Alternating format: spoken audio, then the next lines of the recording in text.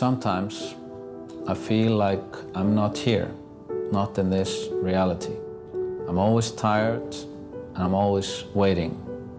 I'm always waiting for the next disaster to strike.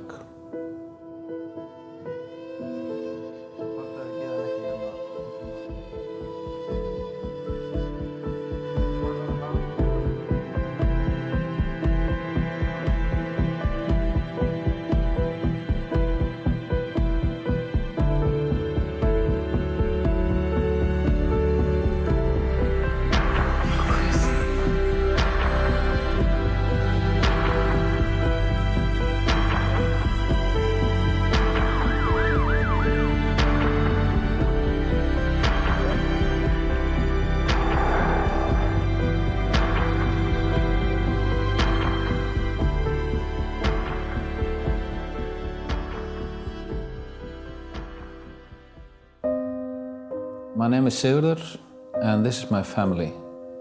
Ragnhildur, my wife, and our two children, Victor and Sunna. I work as an air traffic controller, and my wife works as a flight attendant. We live in Reykjavík, Iceland, and we are, for most purposes, an ordinary family.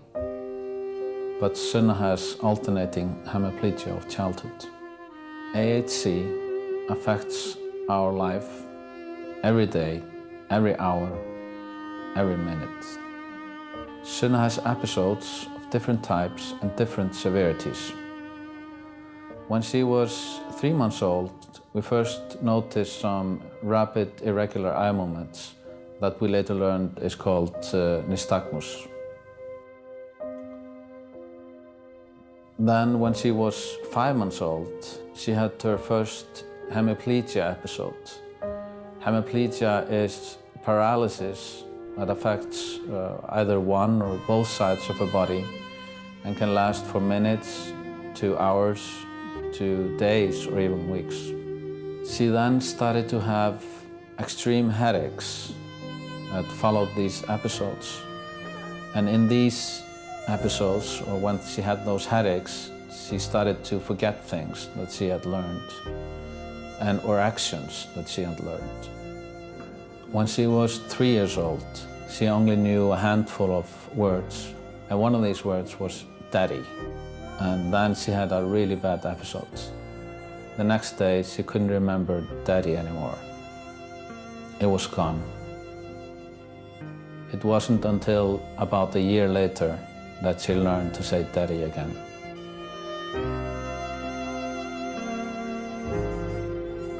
She has dystonia.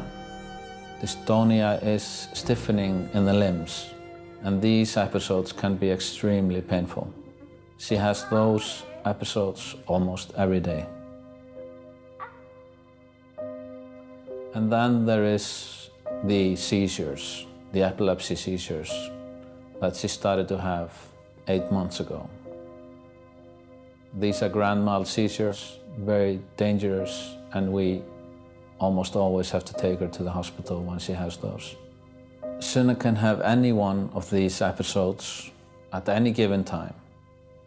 And she can even have all of these in the same day.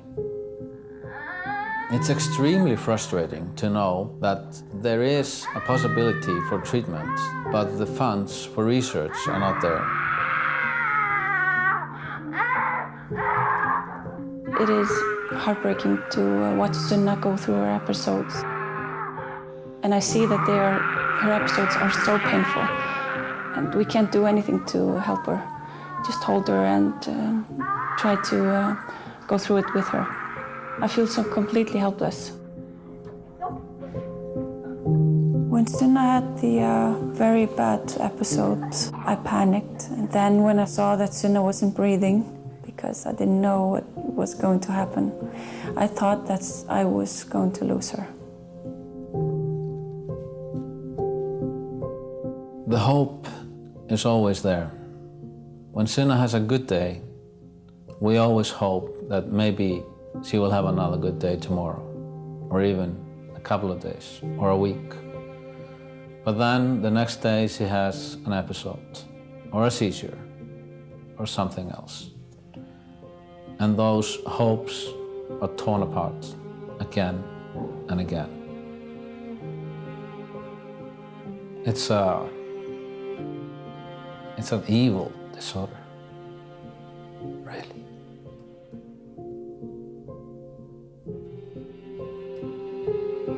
The worst part of AAC for the families is never knowing what's going to happen next. Avoiding triggers is almost impossible. Any kind of stimulation can trigger an attack. Living with AAC is like living with time bombs. You just never know which one is going to blow up today. Isolation is a huge factor for AAC families. They need to avoid the triggers. We try to do as much together as we can when Sunna has a good day, but there's always a limit to what we are able to expose her to. Living in Iceland, the weather can be a barrier when going out for a bicycle ride on Sunna's wheelchair bike, but we try to go whenever there's not too much snow or storm. She loves it.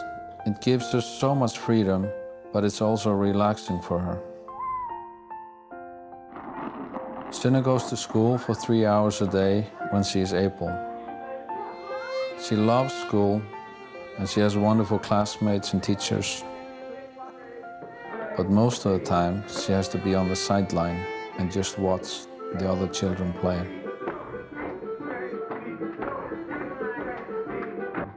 Sunna likes to go grocery shopping. She loves to help out with cooking, and she would love to bake every day. Sunna likes to color, paint, and play with dolls. She also loves her iPad, and she has a swing in the living room. But happy moments can change in a heartbeat.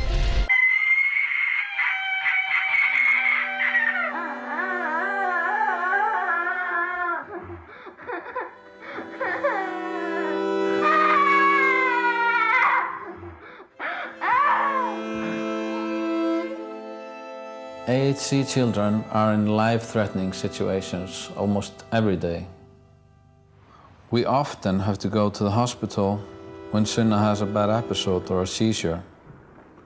She has to undergo all kinds of tests, like to see if her brain has been damaged. Most AAC families have similar stories to tell. The diagnosis takes a long time, usually because the doctors cannot put the symptoms together. People with AAC are 1 in a million, but the treatment of AAC can help millions of people with other disorders all over the world. Alternating hemiplegia of childhood, AHC, is a rare neurological disorder caused by a mutation in a gene. In 2012, researchers made a scientific breakthrough. They found the mutation, the cause of AHC. The gene mutation causes the sodium-potassium pump to malfunction. How is not quite known at this point. This pump uses up to 50% of the brain's energy and therefore has a major impact on the brain's function when it does not work properly. Researchers have stated that they will be able to find a treatment if they get financial support.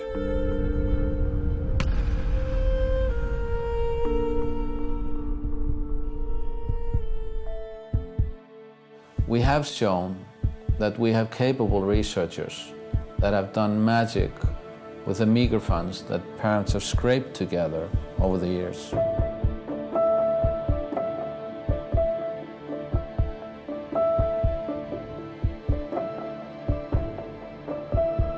When we found the gene and when we realized through a very extensive collaboration that it was the important gene and that in fact the vast majority of patients had disease because of mutation in this gene, we were really excited because that clearly does give a direction for a treatment. Before that, you didn't know where to begin.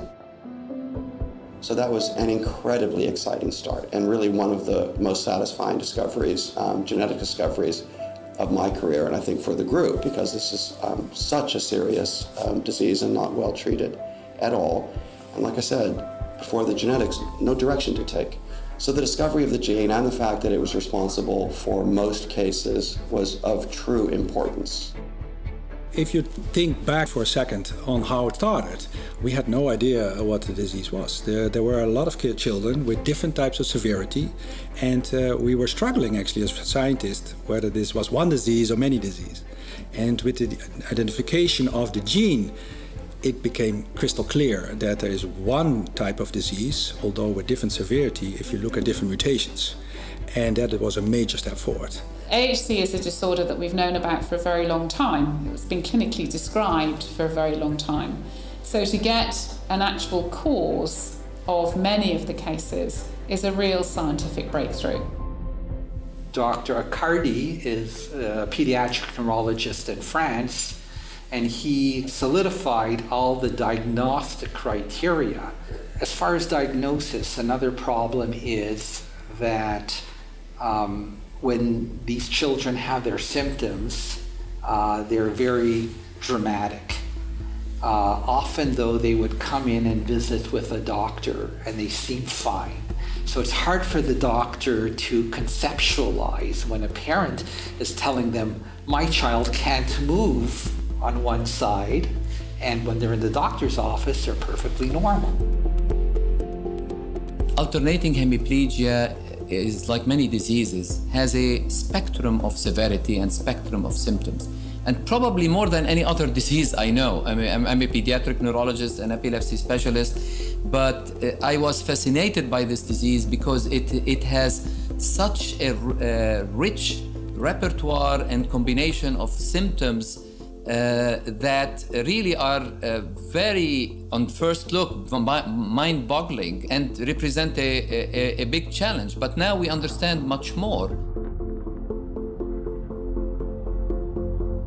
I am personally optimistic that we are going to make a difference in the treatment of AHC because we know the gene. I think that is eventually going to happen. And in fact, I have very high confidence in that.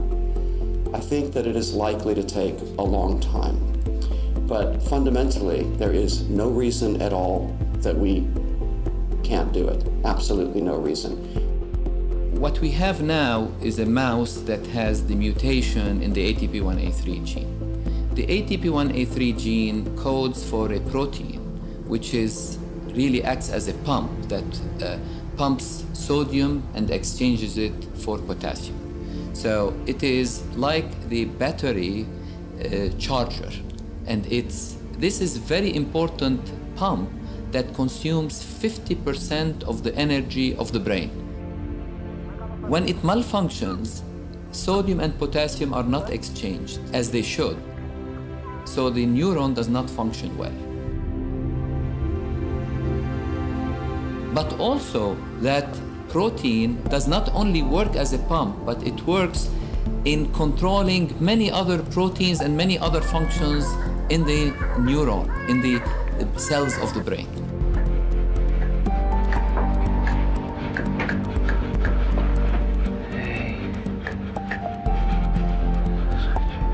In order to solve the mystery of AHC, we need to understand how that protein is affecting not just the sodium-potassium exchange, but also how it is affecting downstream effects of all kinds of cellular function. And once we understand that better, we will be able to design medications that address the problems of AHC patients. As we do the functional work to try to understand the mutations and how to find compounds that undo the effects of the mutations, we have to bring those candidate treatments to patients. And when we bring those candidate treatments to patients, we have to know exactly what the effects of the treatments are on those patients, which means we have to have a clinical context in which we can collect very comprehensive information about the patients to see if the treatments are helping.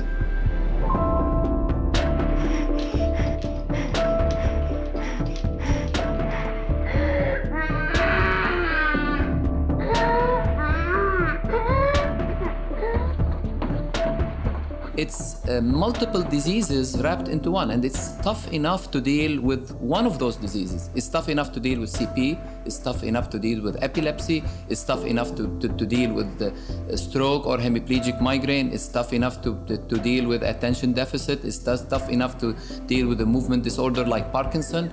Yet these little kids who are very brave, very engaging, have to deal with all of that, and their care needs to address all those aspects.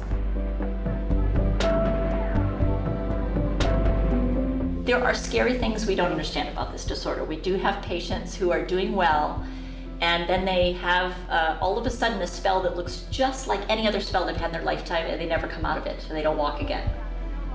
Just because the brain looks normal doesn't always mean it's working normally. And so one of the questions that we have is, how early would we need to treat children? Many times they look, when they're younger, completely normal in between spells. And you wouldn't be able to distinguish them, but they're having these scary spells. Until at some point, you start to see some neurologic symptoms and signs that stay. So for instance, a common symptom that becomes more prominent over time is poor balance. So many times the kids at the beginning, when they're younger, they don't have obviously poor balance at the very beginning, but most of our kids, we know this disease starts very early because they have developmental delays. And what we don't always know is it because they were having lots of episodes and that's why, and they couldn't make the normal developmental process, or is there some change in their brain that is irreversible if we don't treat it after a certain point?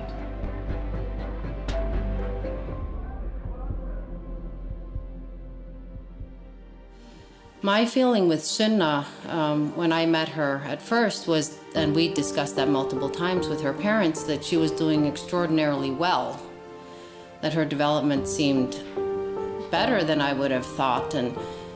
But then as the frequency and severity of her attacks became more, then you could see how much effect that was having on her development. And I do think that it is linked. I do think that the less spells that you can help the patient to have, the better their development will be. One important thing is that all of the clinical areas of expertise that you need are available so that you can provide really comprehensive care to patients. And I'm myself not clinical, but it's clear that there are many different manifestations of AHC, and you really need diverse areas of expertise clinically in order to provide good care for patients. We do very little therapeutically right now, and so in fact, there's a lot of room for even modest improvements. And we haven't had a way before to systematically screen for potential new therapies. Now we do, because we can set up these models. I mean, it's frightening and fascinating in that every component of neurologic disease that we look for, as far as abnormal tone around a joint or weakness or unsteadiness, all the different things that oftentimes are seen independently in different disorders, they're all seen in this one, all together. If you think about it, in the last 13 years, there's been more understanding of AHC clinically, a little more awareness of the disease. But has there been a clinical treatment for it? No. I think that many families are desperate and very much in need of some kind of medical understanding of the syndrome, and at the same time trying to find a medication that can help them.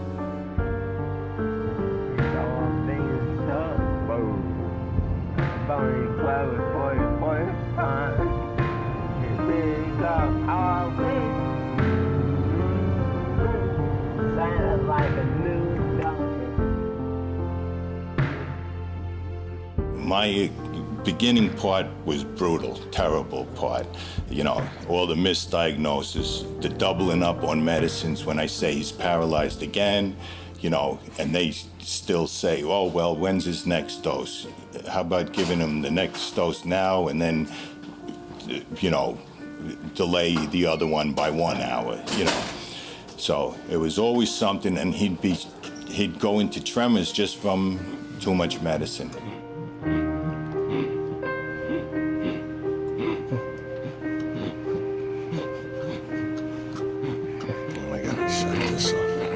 It's definitely possible to treat better than what we currently have. We have rescue medications to help get kids out of episodes, but we don't have any good medications to help prevent the episodes from happening. And right now most are on seizure medications when it's not really a seizure, but these episodic events are treated a lot like seizure. One of the most baffling disorders that kids can suffer from, it is unpredictable. It is amazingly variable in how it can show itself. They can be significant in that they get in the way of life. They take you out of what you want to do for minutes to up to weeks. Without warning, robs a child of function that every one of us takes for granted.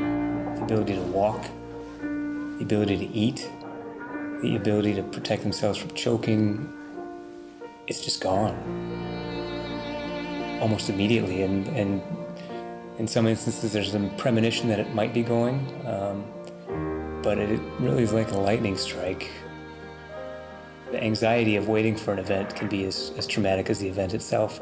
They seem to come out of the blue to a certain extent. I would describe AHC as living with a time bomb, and that's never know when it's going to go off. Episodes that we have experienced with some of our patients, those patients really stay in that contracture position for a very long time, and it's extremely painful. And you can tell it's painful because some children are screaming, and it's a scream of pain. On the medical side, it's very hard to watch a child go through that. I can't even imagine what the parents are going through. Honestly, it's just bizarre how one day your child can be up walking, and if anyone looked at him, you would not know that anything's wrong with your child, and the next minute you look and your child's unable to walk and talk, and so it's hard to explain that to people. The bad days are always the worst to deal with. That's the most difficult thing about having a child with AHC, is to see when Matthew has good days and see all the progress he's making, and to see that basically evaporate when he's having a really bad day, and not knowing how bad is this going to be, what is going to happen. Just that whole sense of helplessness is the worst part. Can you move your right arm? I once termed it, and I still term it, it's like losing your child on a daily basis, because they do go away, and it's scary. I mean, it's scary to try and figure out, is this something that needs medical attention or not? It's like you're hyper vigilant. You're always on watch. Every little thing you're questioning, is this normal? Is this okay? Is this not okay? Do I need to call a hospital? All those sorts of things go through your head. And so, yeah, it's hard to sleep at night. We'll put it that way. I think it's still a very, the most challenging disorder I've ever tried to treat in my career, bar none. I've never, it's challenging because it changes so much over time. Because for so long we didn't know what the cause was, and even if we know what the cause is and we're learning how to manage symptoms a little bit better, I can't always predict when something bad's going to happen. Every episode can be scary. Every episode can be life-threatening. And you can be cavalier and you can become, confident over time that you think you know what's going to happen, and then the patient in front of you changes again. When I was on my rotations through the hospitals at Boston Children's Hospital, there was an infant at that time that came in. It broke all the rules of my neurology training. There was no rule that was followed.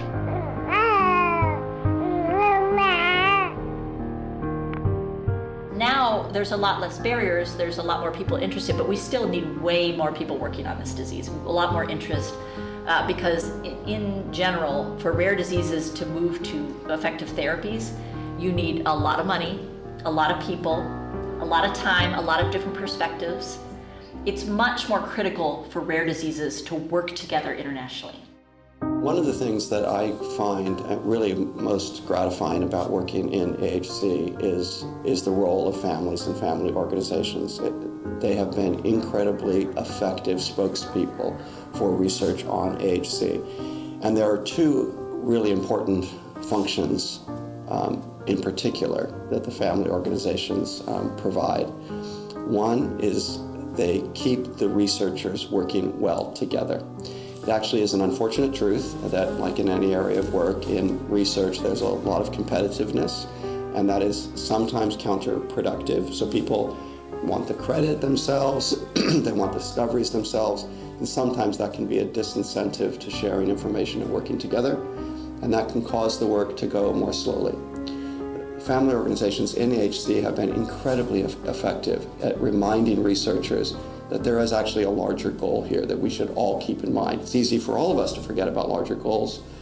Family organizations remind us of that, and that is really important, and I can say that has absolutely changed the way AHC research is done. It would not have been done as well without the role of those family organizations. The other thing they do is help make the case that we need to do more research in AHC, and that's really important. There is a fierce competition for research dollars in the world, and it is the case that the more investment we make in developing these screening programs that I referred to and studying the basic biology, the more investment we make, the sooner we're going to actually make a difference therapeutically. What's so exciting about finally having a genetic cause is it doesn't feel so hopeless. It has felt hopeless for many families for so many years because they never know what's going to happen if they try to leave the house or go to the grocery store or take their child to the mall. They can't do, their life revolves around trying to keep up a stable, calm environment for their child. We have to start doing things even before we can find a cure. We have to start improving quality of life. We've got to treat their episodes better while we're looking for the magic bullet, while we're waiting for these technologies for like gene therapy or other special delivery mechanisms where we could actually restore protein function with a specific targeted drug. All of that stuff is still in the future, but what can we do now? The problem is, one is to develop those drugs in basic science research in the laboratory, and then to utilize those drugs in human patients with AHC. Just from experience, it takes a long time to go from the first step to the second step because of all the safety concerns. And the second problem is the high cost of developing a drug. So it could be up to $1 billion.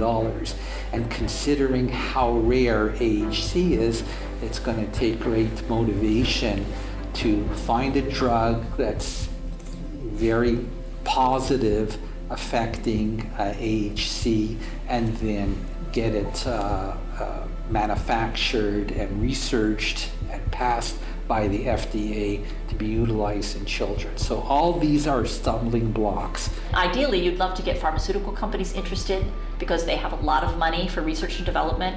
You'd like them to get excited about trying to find a drug to treat this disease. But when it's alternating hemiplegia of childhood, they say, okay, how much medication could we sell? How really is this going to be profitable for us? Because let's face it, pharmaceutical companies are driven by profit margins. So anything you can do to show that this disorder is in such desperate need for treatment, that this disorder doesn't only affect children, but also affects adults, that this is a much more diverse disorder than we thought, that we can learn about other neurologic disorders by studying this disorder, all of those things help us get more interest for funding for this disease. We hope to find the silver bullet, but if we cannot find the silver bullet, I am sure we will be able to find a number of small bullets that will be able to address different aspects of the consequences of the abnormal function of the protein. And this long-term will not just necessarily help the AHC patients only, but will also probably help patients that have epilepsy and many other diseases, because that protein is also important in patients that are having stroke, is also important in patients that are having epilepsy, is also important in patients that have low blood sugar. Why? Because it consumes 50% of the energy of the brain. So any disease that stresses the brain is likely to have an abnormality in that protein and have consequences that are similar to the ones that the alternating hemiplegia patients have. So understanding the pathophysiology of AHC can help millions of other patients that do not have AHC, because they're kind of the leader and the champions of many other patients that have other diseases but that have secondary abnormalities in this pump. There is at the moment a major mismatch between the numbers of children who are being diagnosed and the total number. And so it's really important that people are given guidelines, and they're given them early, as doctors really, into what are these sets of problems, how do they manifest, and even if they are 1 in a million or 1 in 500,000, they're still nevertheless crucially important. It's incredible when you think about the incidence of the disease. I think it's going to change. I don't think the incidence is as true as we know as it stands right now. So 1 in a million.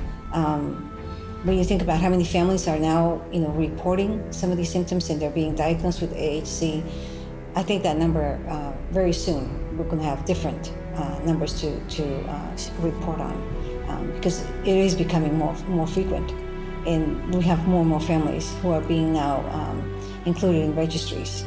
So that alone tells you that something is happening, and so we need to hurry.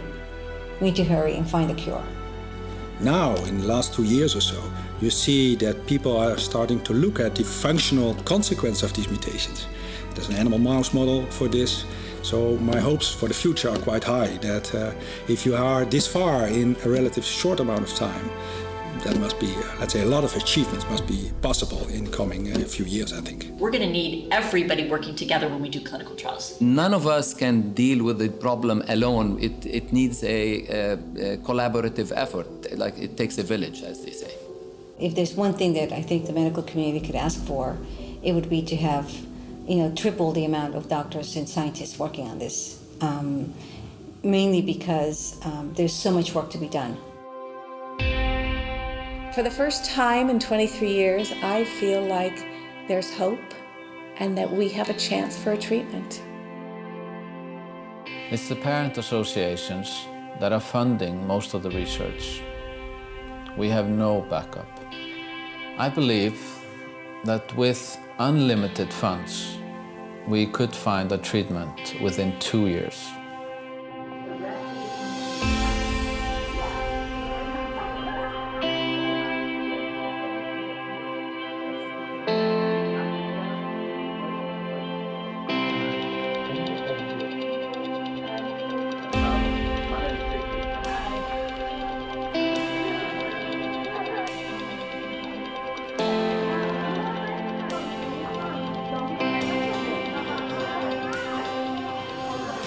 We have seen in our country in recent years visionary individuals and people who have come together in various associations urging us to move forward, helping those who need the help, but also to believe in the possibility that through science and research we can indeed find a cure.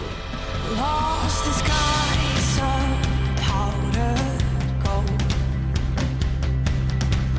caught in clouds of silver rose, showered by the empty holes as I tumble down, falling fast to the ground. I know